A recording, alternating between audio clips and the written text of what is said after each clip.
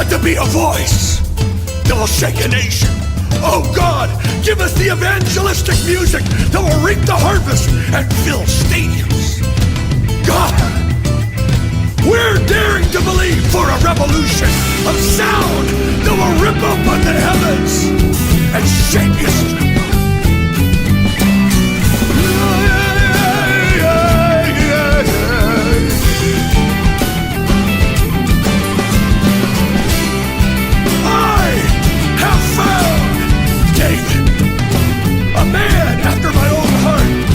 Be said in the nations that God said, I have found David, a man searching, seeking, fasting for the music of heaven. And when they get that sound, the whole earth will resonate and move to the rhythm of the man of God, the singer of Psalm, Christ himself. Yeah.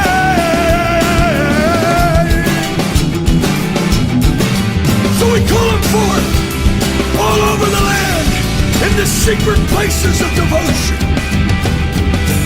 Burn in their heart and make them 10 times better. Make them 10 times better than the sounds of the earth. Não seja ela, mulher, carne e sangue, mas seja o teu espírito. Senhor, da nossa parte nós nos abrimos com alegria, dizendo que nós somos terra fértil para receber a tua boa palavra, a tua boa semente. Que ela caindo nessa boa terra, que ela possa produzir a 30, 60 e a 100 por um, em nome de Jesus. Nós amarramos, meu Pai, toda a potestade local, todo o principado local, e declaramos céus abertos neste lugar. Te pedimos, Pai, repreenda todo o espírito do homem, assim como nós também te pedimos, Senhor, em nome de Jesus, repreenda o Senhor, todo o espírito do homem. Pai, nós trazemos a nossa mente cativa, a tua obediência, e te pedimos, fala ao nosso coração e nos ajuda a obedecer fielmente a tua instrução nesta noite, em nome de Jesus. Seja assim. Se você concorda, diga amém. Amém.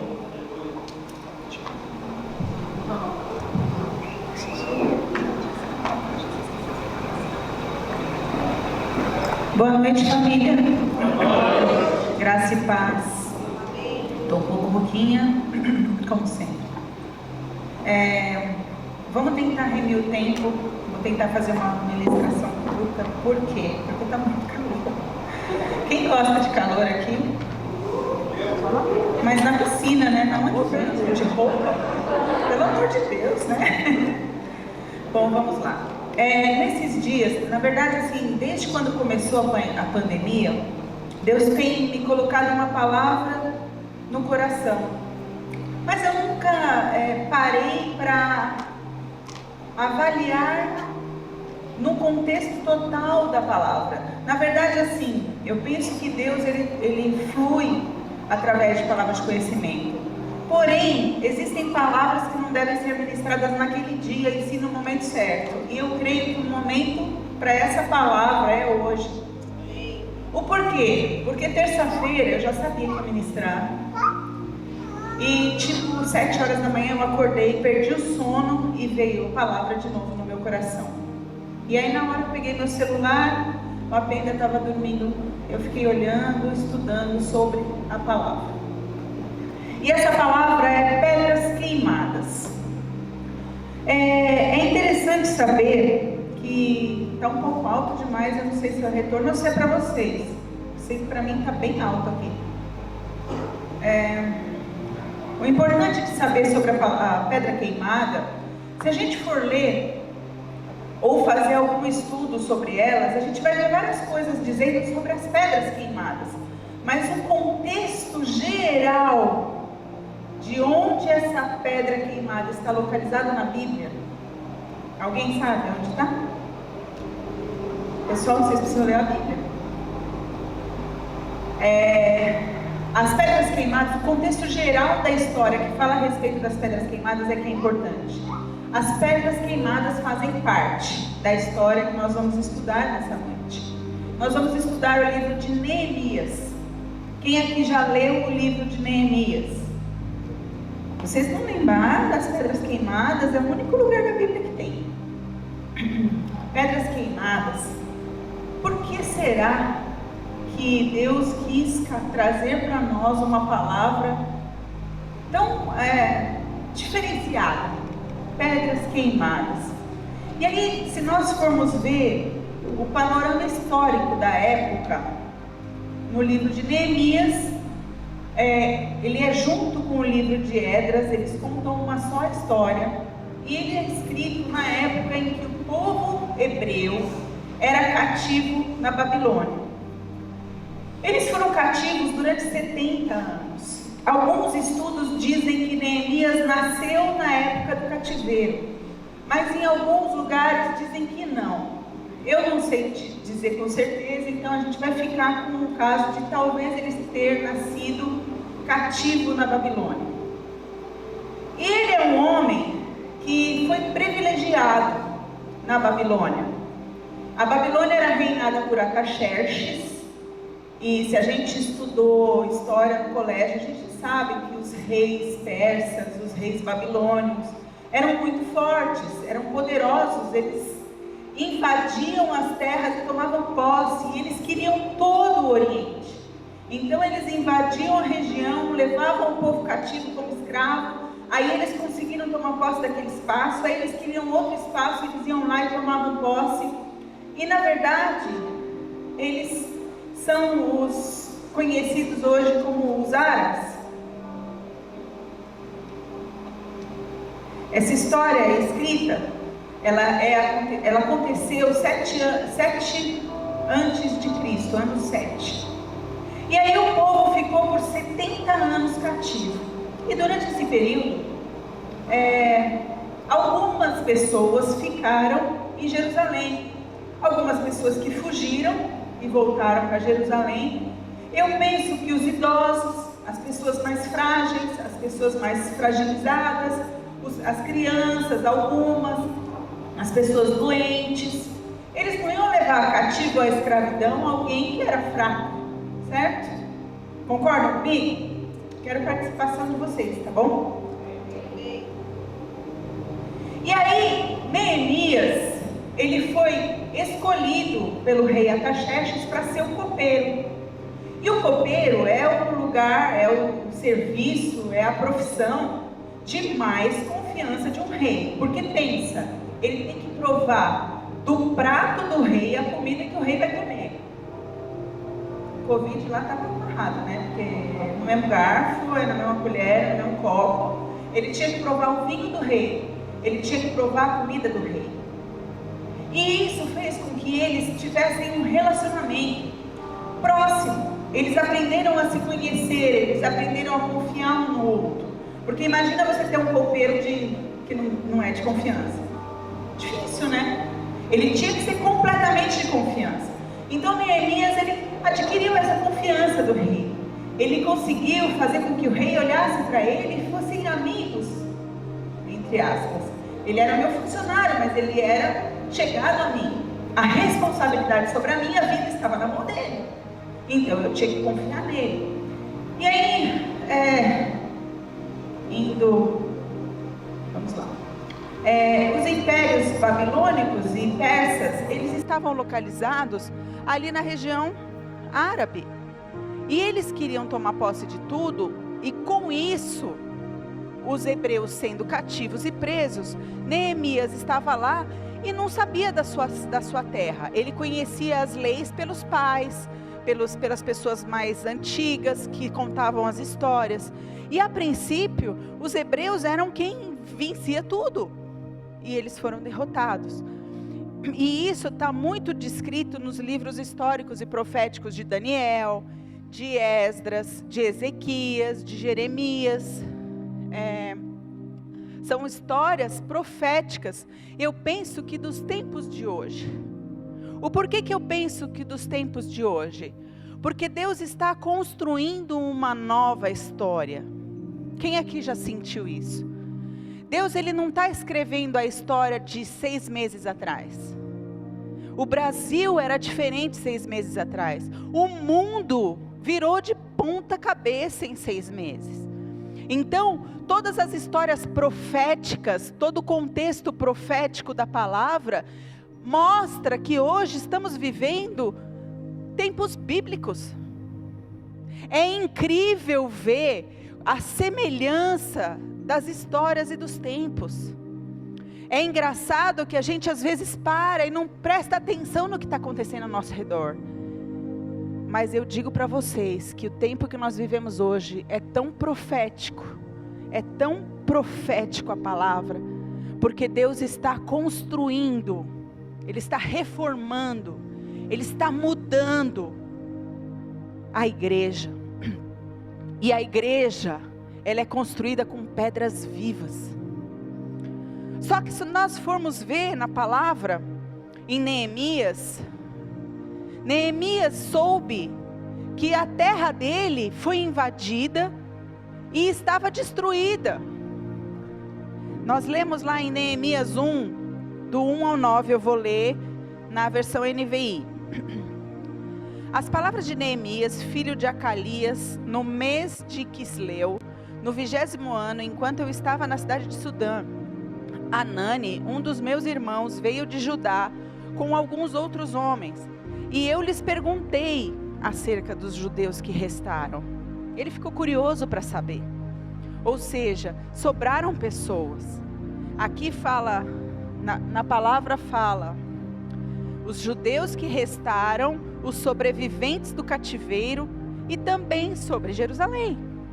E eles me responderam: aqueles que sobreviveram ao cativeiro e estão lá na província, passam por grande sofrimento e humilhação. O muro de Jerusalém foi derrubado, suas portas foram destruídas pelo fogo. Quando eu ouvi estas coisas, sentei-me e chorei. Passei dias lamentando, jejuando e orando ao Deus dos céus.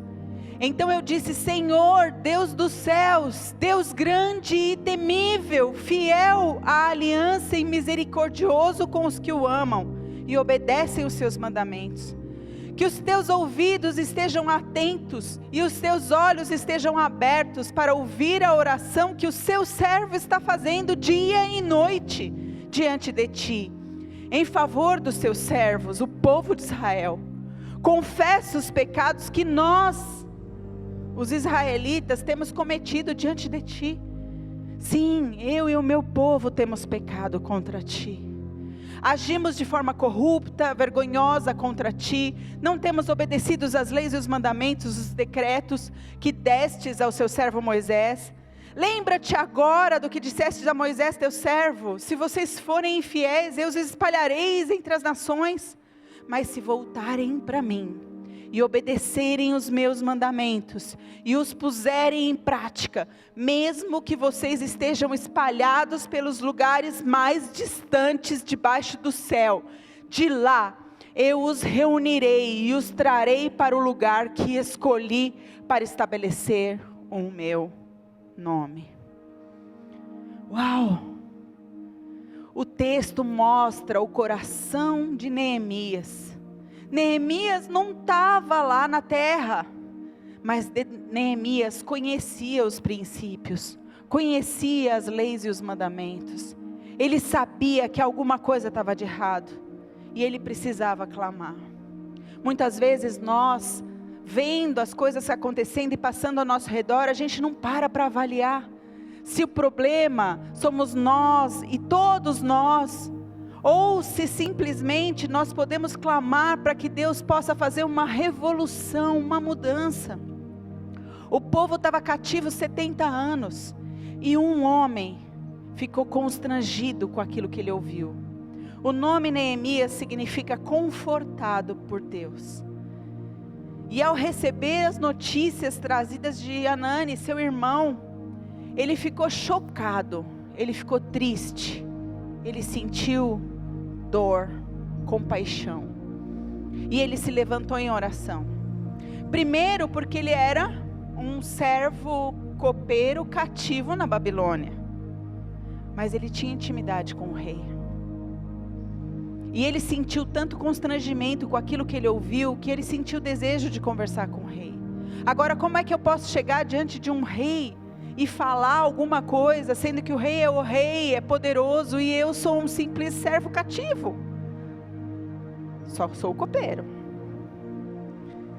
Mas por que era importante reconstruir aquele muro? Porque Jerusalém estava exposta, ele estava aberta, sabe? Existiam brechas nos muros que estavam de pé ainda, existiam partes do muro caídas no chão, ou seja, era um monte de entulho e pó, e um povo que vivia lá dentro, vivia em miséria. Por quê? Porque eles eram roubados constantemente, eles eram saqueados, estava aberto, estava exposto. Por isso que ele sentiu tanto constrangimento. Ele falou: poxa, o meu povo, eu estou aqui comendo dos manjares do rei, eu estou aqui cativo, mas eu estou aqui no melhor lugar, estou em segurança, estou com o povo mais forte que existe na história, não tenho o que temer. Só que o meu povo, sangue do meu sangue, filhos do mesmo Deus, irmãos em Deus, em Jeová, as pessoas que amavam o mesmo Deus, estavam lá sofrendo. E aí, ele se sentiu constrangido e ele decidiu procurar o rei. Só que ele tinha um pouco de medo de falar, porque ele era um copeiro. Então a palavra diz em Neemias 2,17, então ele lhes disse: vocês estão vendo a situação terrível em que estamos. Jerusalém está em ruínas, suas portas foram destruídas pelo fogo. Venham, vamos reconstruir o muro de Jerusalém, para que não fiquemos mais nessa situação humilhante. Ele juntou aqueles que eram homens da terra dele, que também estavam cativos, e falou: meu Deus, eu preciso juntar um povo. Eu preciso pegar um povo para me ajudar a reconstruir o muro, porque lá está sendo humilhado, o povo está sendo desonrado, o povo está sendo humilhado porque eles estão sendo saqueados todo o tempo. Eles não conseguem reconstruir o muro porque estão sendo saqueados. Então, como eu disse anteriormente, ele pensou, a ponto de pensar, ele pensou em falar com o rei.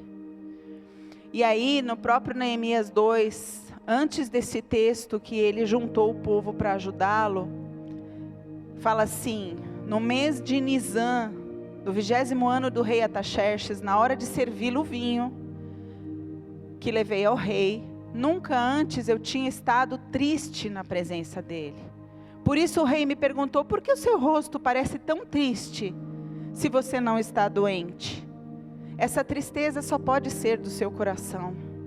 Aí, com muito medo, ele disse ao rei: que o rei viva para sempre. Como eu não estaria triste o meu rosto, se a cidade em que estão sepultados os meus pais está em ruínas, e suas portas foram destruídas pelo fogo? O rei me disse: o que você gostaria de pedir? Então orei ao Deus dos céus, e respondi ao rei: se for do seu agrado, rei, e se o seu servo puder contar com a benevolência do rei, que ele me deixe ir à cidade de Judá, onde os meus pais estão enterrados, para que eu possa reconstruí-la. Então o rei, com a rainha sentada ao seu lado, perguntou-me: quanto tempo será essa viagem? Quando você voltará? Marquei um prazo com o rei e ele concordou que eu fosse. Ou seja, Deus move montanhas, Deus move situações, Deus move corações, Deus move pessoas para ajudar vocês, quando vocês precisam estar perto do propósito que Ele tem para vocês. Ele vai usar pessoas, Ele vai usar nobres, Ele vai usar pessoas simples, Ele vai usar tudo que Ele tiver ao redor dEle, para abençoar você e para te ensinar, e para poder te enviar, para cumprir o teu propósito. E Ele usou o rei Artaxerxes. Rei Artaxerxes era um rei persa.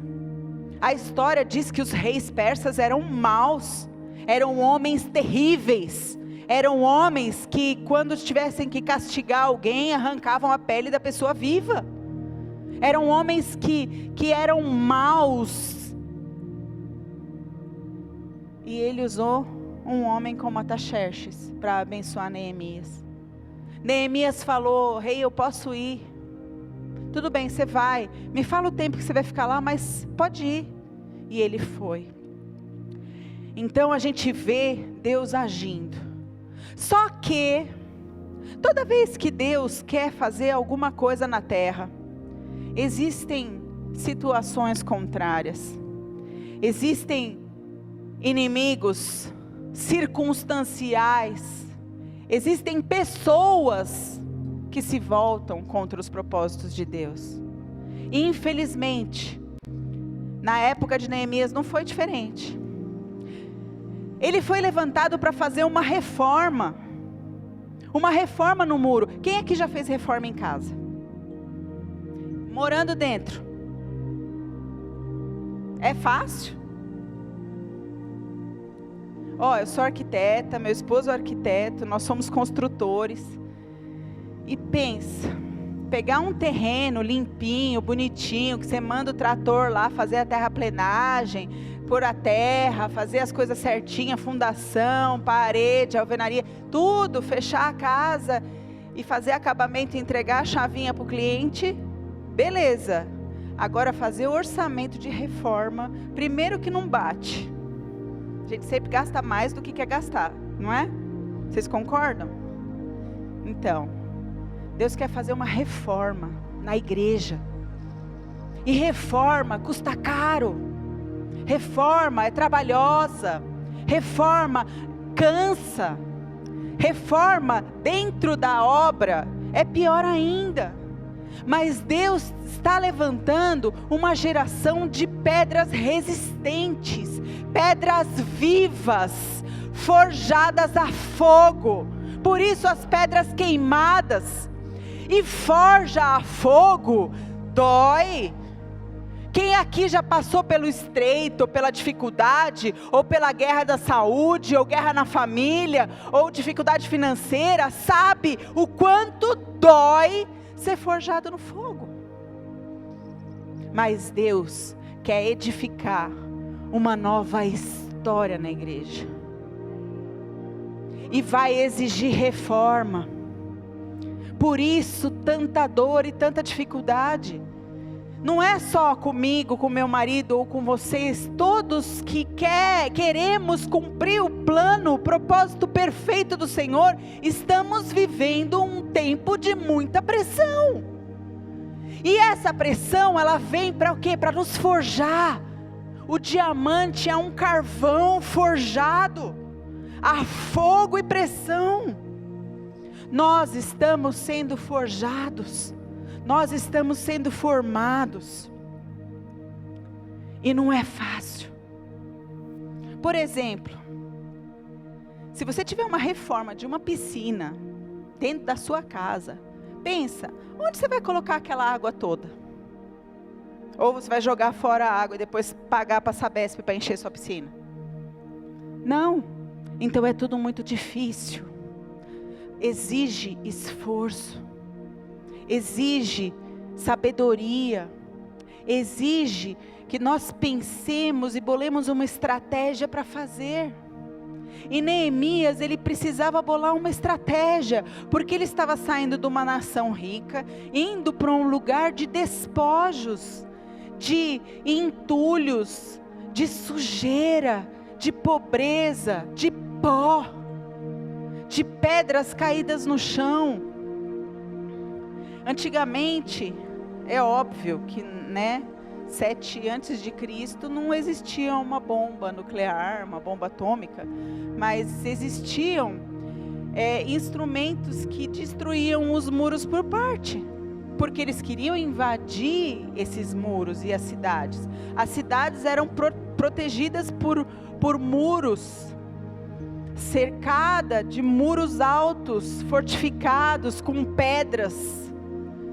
E aí quando eles invadiam e quebravam, destruíam tudo, é porque eles queriam ter acesso a tudo mesmo, e a cidade ficava desprotegida, e foi o que aconteceu. Se nós andarmos mais um pouquinho no livro de Neemias, gostaria muito da gente passar a noite inteira lendo o livro, mas não dá. Então vamos lá, Neemias 4, de 1 a 3.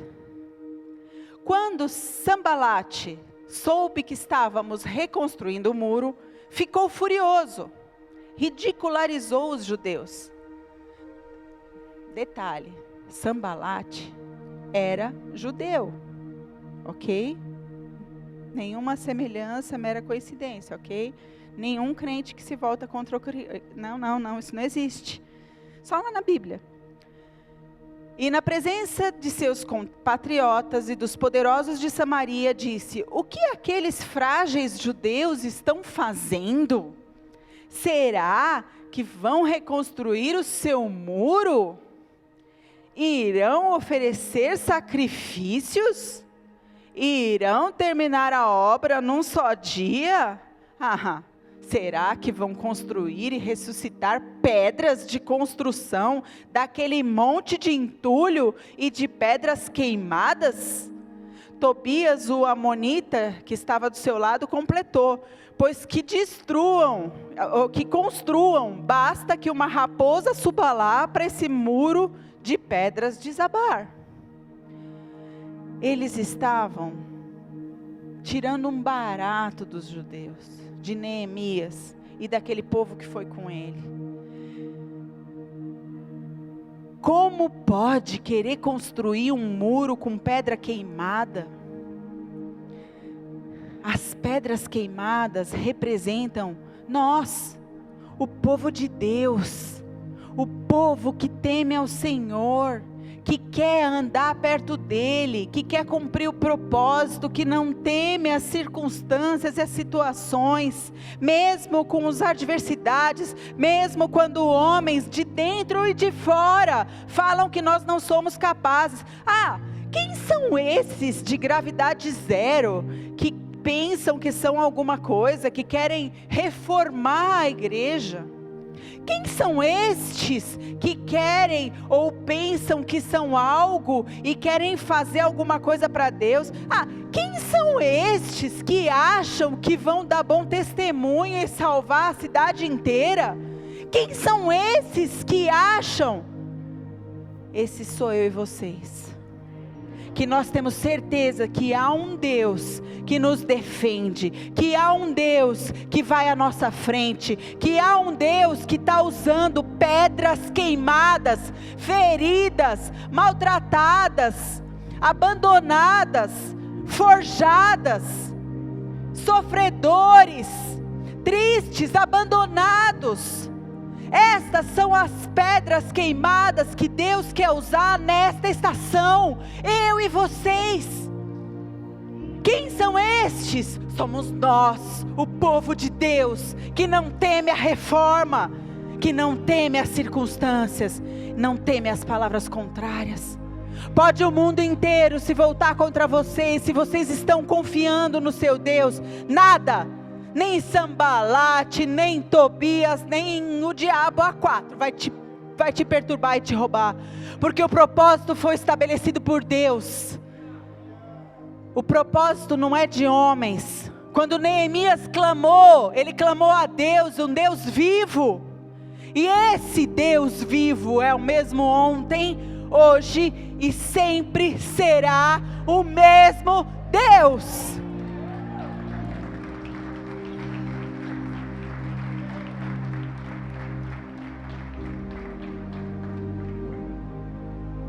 A guarda não está baixada. Existe um povo, um remanescente fiel, um povo que quer lutar em nome do Senhor nosso Deus. E não vai ter Sambalate, amigo da onça, seja lá quem for, os compatriotas judeus, o inimigo que vai roubar o plano que ele estabeleceu. Nós demos o título dessa mensagem de patologia da resistência. Vocês vão entender. O termo patologia deriva do grego patos, doença, logia, ciência. Significa o estudo das doenças. O porquê patologia da resistência? Vocês lembram, o apóstolo Cristiano ministrou sobre patologia da construção civil, quem lembra? Então, infiltração, trinca, fissura. A arma que o povo usava para destruir os muros chama ariete, que era um tronco. Quem já viu o filme antigo sabe, era um tronco, juntava lá 10 caboclos bem fraquinho e começava a bater aquela tora nos muros e nos portões até estourar para poderem invadir. Então, o ariete, ele era um ariete portátil, e isso provocava grandes brechas no muro. Então esse muro, além de estar todo perfurado por causa dessas arietes, ele estava com um montão de entulhos. E a estratégia do inimigo, através de Sanbalat e Tobias, contra nós, começa com a zombaria. Ele ficava tirando barato de Neemias. Quem são vocês? Quem você acha que você é? Que vai conseguir fazer isso? Você é fraco. Vocês não vão continuar sendo líderes na mídia social, fazendo todos esses pop-up, porque ninguém vai fazer para vocês. Quem são vocês? Que todo mundo vai saindo da igreja e os líderes estão te abandonando. Quem são? Aí os amigos da onça, é óbvio que vão criticar, caluniar, zombar de todos. Só que o nosso foco está em Jesus. Porque quem vai fazer a obra parar, se for da vontade dele, é Deus. Se for para continuar, é Deus. Homem nenhum vai parar aquilo que Deus tem. Por isso que reforma é algo dolorido. Por isso que reforma é algo que custa caro. Por isso que reforma é algo que dói no bolso. Dói, dá trabalho. Quem mora em casa sabe, porque vem aquele monte de pó. E às vezes a casa fica desprotegida, porque vai reformar o portão, vai reformar o muro. Não é fácil, você tem que colocar um cãozinho lá meio bravinho de guarda para tomar conta da sua casa, ou um segurança, ou trancar tudo. Mas o inimigo é especialista em zombar do cristão. O cristão que teme a Deus, o cristão de verdade. Aquele que ama a Jesus com todo o seu coração, força, entendimento e alma. O inimigo é especialista em zombar. E ele quer fazer isso para você ter medo. Para você desistir do trabalho. Vou fazer uma reforma. Dá muito trabalho, não quero mais. Não! Nós somos o povo que não desiste. Nós somos um povo que não desiste. Não vai ter Sanbalat, Tobias, aliados, amigo da onça, seja quem for, que vai roubar de nós o plano que Deus estabeleceu para nós.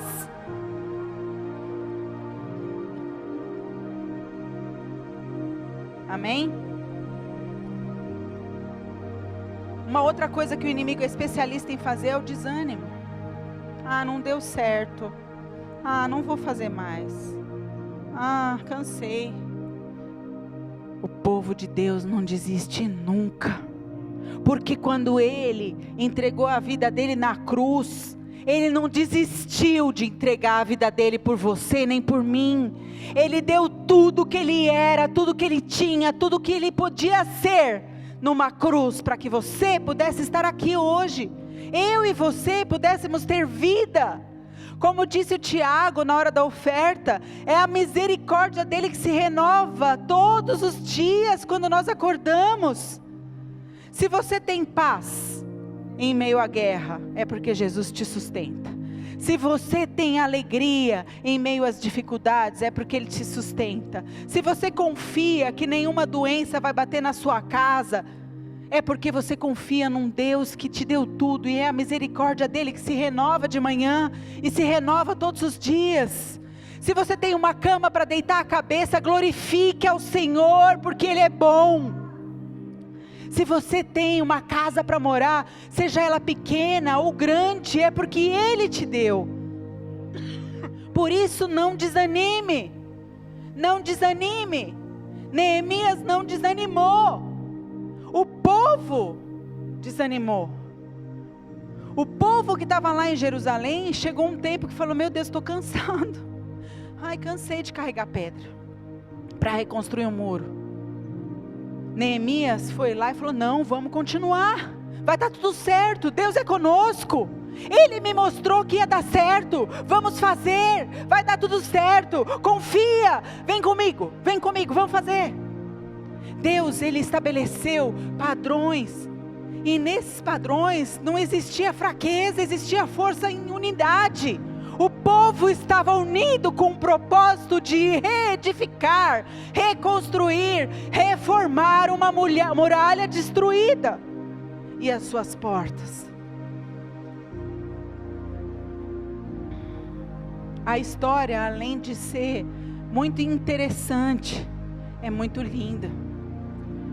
Pois Sanbalat e Tobias só queriam zombar do povo. Eles não queriam a vitória. Se você parar para pensar agora, tem tanto Sanbalat e Tobias querendo roubar os propósitos de Deus na sua vida. Mas você é pedra queimada. Sabe, existem pedras que quando queimadas se tornam mais resistentes. Eu não sei e não consegui achar que tipo de pedra foi construído os muros de Jerusalém. Mas eu vou dar exemplo de uma pedra só. De uma pedra não. De uma situação que pode tornar a pedra mais resistente. Que é, por exemplo, a porcelana, a cerâmica. A cerâmica é feita de argila. A argila vem da terra. Vocês sabiam que para uma porcelana ser um prato duro daquele jeito, ele precisa passar por 900 graus de temperatura, subindo de 100 em 100, muito lento para não estourar. Ele diminui no fogo, mas ele se torna resistente. Ele é uma argila mole, ele se torna algo duro e resistente. O tijolo vai para o fogo para ficar duro e resistente. Esse sou eu e você. Nós somos pedras vivas, queimadas, forjadas, transformadas, formadas pelo Espírito Santo, pelas circunstâncias da vida, por aquilo que nós aprendemos dos nossos pais, todo o caráter, toda a personalidade que você tem, tudo que você viveu na sua vida, vai forjar na pedra queimada, forjada a fogo, transformada e viva, que vai edificar uma nova igreja, nesta nova estação. O povo, a criação, clama pela manifestação dos filhos, mas não é qualquer filho, é um filho forjado, é um filho transformado. E quando você é forjada e transformada, você deixa Cristo, que habita dentro de você, manifestar para fora. E aí você mostra Cristo nas suas atitudes, na sua conversa, no seu posicionamento, e até na sua falta de desistência, na sua perseverança. Por isso, eu dei o nome na mensagem. Por quê? Porque quem é a resistência? A resistência é o povo remanescente fiel. A resistência é aquele que resiste aos ataques do inimigo. Quem foi a resistência na Segunda Guerra Mundial? Que teve na Itália, na França, que era um povo que ia contra a guerra. A resistência sou eu e vocês. Somos nós, um povo transformado, segundo a renovação da nossa mente, que torna a nossa mente cativa à obediência de Cristo diariamente, que é forjado a fogo, que é transformado, que é mudado pelo poder do Espírito Santo. Neemias buscou a ajuda de Deus. Busque a ajuda do Senhor e se torne uma resistência forte contra as ciladas do inimigo, que vem te trazer desânimo. Por que tanta gente desviando da igreja nessa época? Por que tanta gente saindo da igreja? Por que tanta gente que abandonou aquilo que ouviu dos pais e dos antepassados? Por que tanto neto de crente dentro dos presídios? Por que nessa época de pandemia, ao invés do povo encher a igreja, ou querer encher, né? Porque só 40%. Esse fala, pastor, quero 4 cultos no dia, porque a gente quer ir para a igreja. Pessoal, para encher uma lista de cadastro de culto, sabe que horas que enche? 5 para 6 da tarde do domingo. Não devia ser assim. O povo devia estar sedento, o povo devia estar clamando, o povo devia estar querendo vir para a igreja, mas não. É gente desviando, é pastor desviando, é músico indo para o mundo cantar e tocar, é gente indo para tudo quanto é lugar, menos para a igreja. A igreja está passando por uma reforma. Só ficarão as pedras queimadas, forjadas a fogo. Só ficará na igreja quando se tiver pedra sobre pedra. Pedra queimada sobre pedra queimada, forjando um muro forte, um muro que não deixa se romper, em unidade, em aliança, em compromisso um com o outro. Jesus deu a vida dele por mim e por vocês. Nós devemos dar a nossa vida uns pelos outros. A Bíblia fala que nós devemos amar uns aos outros como Cristo nos amou. A pergunta é: como Cristo te amou? Como Cristo te amou?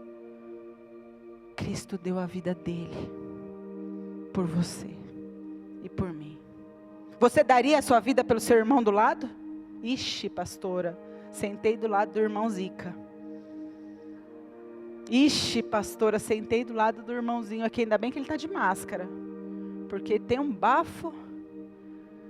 Você tem que dar a sua vida por ele.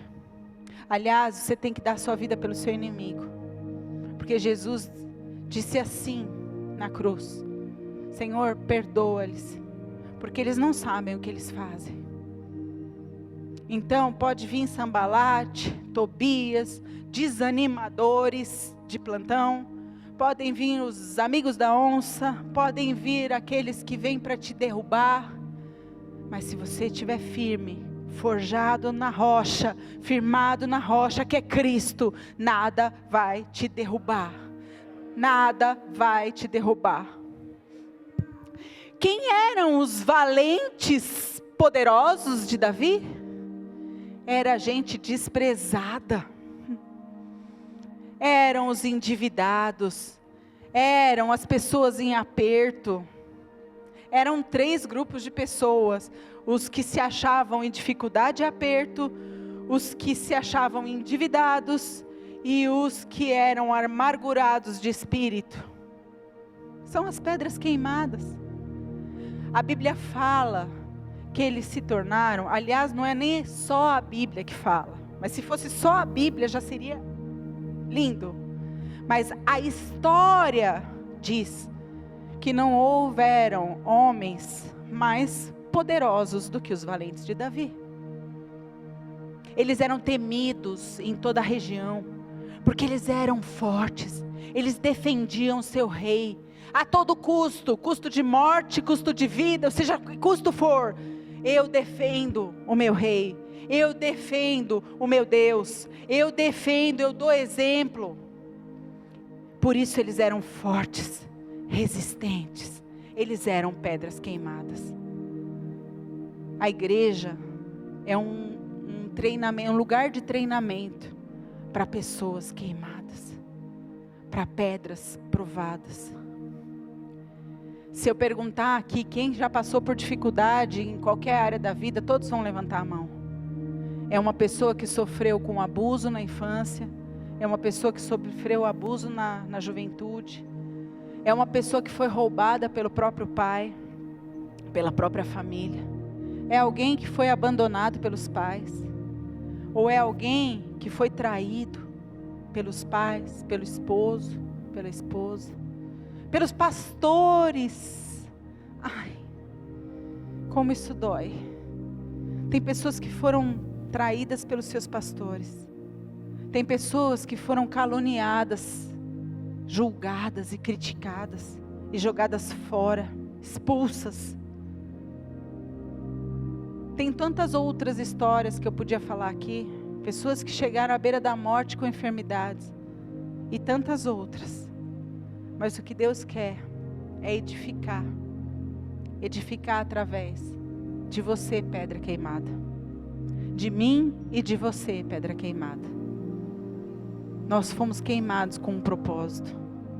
Nós fomos formados por um propósito. O ouro, que é o tesouro mais desejado, né? Ele precisa passar pelo fogo para ser purificado. Deus está purificando uma geração.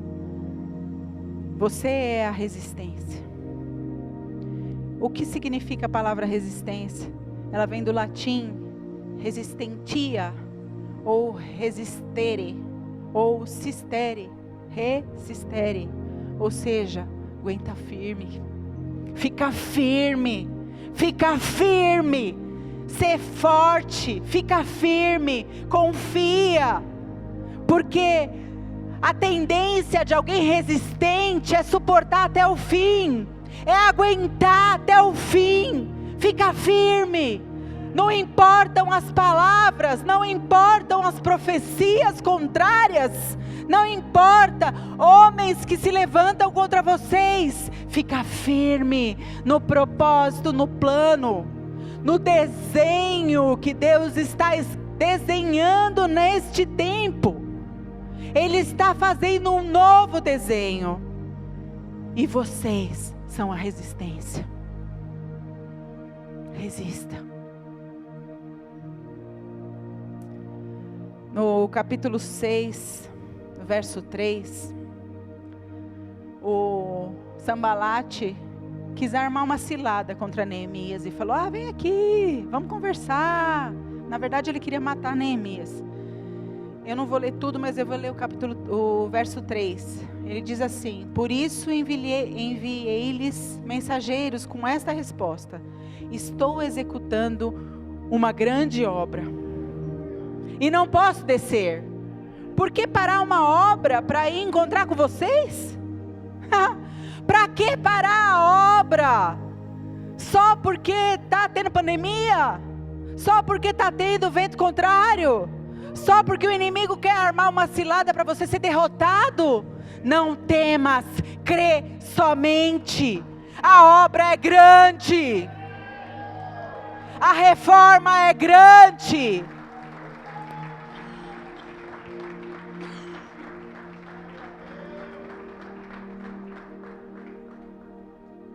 2 Coríntios fala que de modo em nós opera a morte, para que em vós a vida.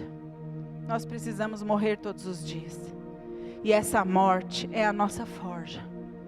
Quando nós morremos para nós mesmos e deixamos Cristo agir em nós e operar em nós, não importa se você é velho, se você é novo, se você é escravo, se você não é, se você está doente ou não, se você deixa Cristo manifestar através de você, acabou.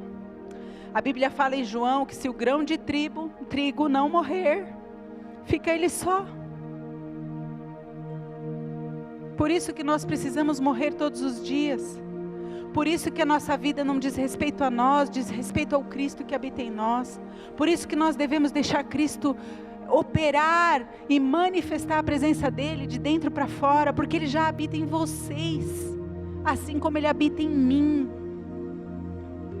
Não esqueça, quando o inimigo se levantar contra você e falar desiste, você vira para ele e fala assim: eu estou ocupado, a obra é grande, eu estou ocupado, eu não vou deixar me derrotar e me derrubar não, a obra é grande, eu vou parar a obra para quê? Alguém aqui sabe me falar em quanto tempo foi reconstruído um muro? Por Neemias, 52 dias. Vocês acham que um muro cheio de entulho, destruído por 70 anos, caído no chão, no pó, no entulho e todas aquelas pedras queimadas, podia ser reconstruído em 52 dias? Com toda essa guerra em volta, porque era Sambalate, era Tobias, era gente cansando. Deus tem pressa. A obra é grande, Deus tem pressa. Jesus está voltando, o tempo está acabando, Jesus tem pressa, Deus tem pressa, vamos, a obra é grande, Eu gostaria que vocês ficassem de pé. A obra é grande. A obra é grande. A obra é grande. Agora, o mais importante de uma obra, o que é? É a fundação. Mateus 7, de 24 a 29, diz assim: portanto, quem ouve estas minhas palavras e as pratica, é como um homem prudente, que construiu sua casa sobre a rocha. Caiu a chuva, transbordaram os rios, sopraram os ventos, deram contra a casa, e ela não caiu, porque tinha alicerces sólidos na rocha. Mas quem ouve essas minhas palavras e não as pratica, é como um insensato, que constrói a casa sobre a areia. Cai a chuva, transbordam os rios, sopram os ventos, deram contra a casa e ela caiu, e grande foi sua queda. Deus, Ele está construindo casas na rocha, casas firmadas em rocha, casas firmadas na palavra. E olha, meu Deus, se vocês pararem para avaliar as palavras que Deus tem trazido nesta casa, eu não vou falar das outras casas porque eu não conheço, não vou falar de ninguém porque eu não conheço, mas se vocês ouvirem as palavras de fevereiro, começo da pandemia até agora, vocês vão ver o quanto Deus os amou, o quanto Deus nos amou, o quanto Deus formou o nosso caráter como homens e mulheres de Deus, o quanto Ele foi fazendo a fundação e colocando a gente na rocha. Quem tem ouvidos, ouça o que o Espírito diz à igreja. Quem tem ouvidos, ouça o que o Espírito tem falado. Hoje é noite de cura. Hoje é noite de cura. Cura na sua alma. Cura na sua dor. Sabe, eu sei que está difícil, mas a obra é grande. Eu sei que está difícil, mas a obra é grande. Um dia, Elias, diante de todos os sacerdotes de Baal, 400 mais 450, ele clamou: Senhor, derrama fogo nesse sacrifício. Só que antes de derramar fogo no sacrifício, ele molhou o sacrifício e encharcou. E ele falou: se esse Deus, meu Deus, é Deus verdadeiro, Ele vai queimar esse sacrifício encharcado. Porque, Senhor, mostra para esse povo que há Deus em Israel. Eu falo a mesma coisa. Que Deus mostre para todos aqueles que tentam te destruir, nos destruir, destruir a igreja, que há Deus em Gravidade Zero, que há Deus na vida do apóstolo Adriano, que há Deus na vida de cada líder que não desistiu, que vestiu a camisa, que tem compromisso. Há Deus em Gravidade Zero, o Deus dos nossos antepassados, o Deus de Abraão, Isaac e Jacó. E esse mesmo Deus mora dentro de mim e de vocês, através da figura de Jesus, que morreu na cruz e deu vida a nós. E você, pedra queimada, não desista, porque a obra é grande. Não desista, porque a obra é grande. Grandes coisas o Senhor tem nessa reforma. Você é a resistência que o Senhor procura. Você é o remanescente fiel. Elias achava que estava sozinho, mas ele não estava sozinho. Existia um remanescente que não se dobrou, que não se dobrou, e estes somos eu e vocês. Estes somos eu e vocês. Eu queria pôr em prática e orar por vocês. eu queria orar por vocês. Feche seus olhos, coloque a mão no seu coração. Pai, eu oro por aqueles que estão sendo perseguidos, Pai. Eu oro por aqueles que estão sendo caluniados, Pai, porque te amam. Eu oro por aqueles que estão sendo abandonados, Senhor, porque eles te amam. Eu oro por aqueles que estão sendo desprezados, Pai, julgados simplesmente porque te amam. Eu oro, Senhor, para que estes não tenham medo de encarar o inimigo. Eu oro para que eles não desistam. Eu oro para que eles não temam notícias contrárias. Eu oro, meu Pai, para esses resistentes, a sua resistência, o remanescente fiel, um povo que quer transformação, um povo que está ferido, queimado, machucado, maltratado, mas que deixa o muro ser reconstruído. Pai, eu oro para que o Senhor traga cura nas almas nesta noite. Eu oro para que o Senhor trate com cada um deles, meu Pai, no nome poderoso do Senhor Jesus Cristo, o único digno de toda adoração,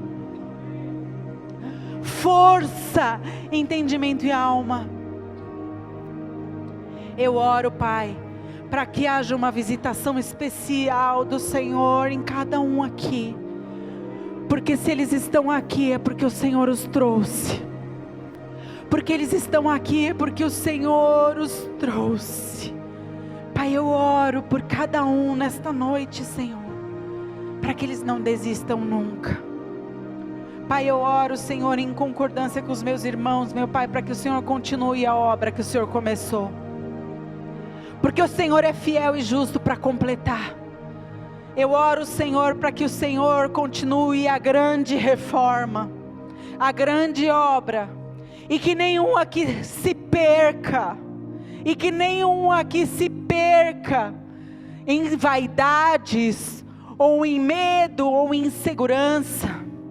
Eu oro para que nenhum aqui se perca, meu Pai, pelo contrário, todos estejam cumprindo o plano perfeito.